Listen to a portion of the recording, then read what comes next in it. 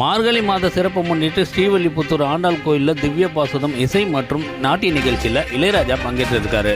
ஸ்ரீ ஆண்டாள் கோயிலில் இருக்கிற ரங்கமன்னார் இருக்கக்கூடிய அரச மண்டபத்திற்குள்ள தெரியாமல் நுழைந்த இசைஞானி இளையராஜாவை தடுத்து நிறுத்தி அரச மண்டபத்திற்குள் இருந்து வெளியே நிற்க சொன்ன சாமியார். சற்று முகம் மாறினாலும் மரியாதையை ஏற்றுக்கொண்டார் இசைஞானி இளையராஜா.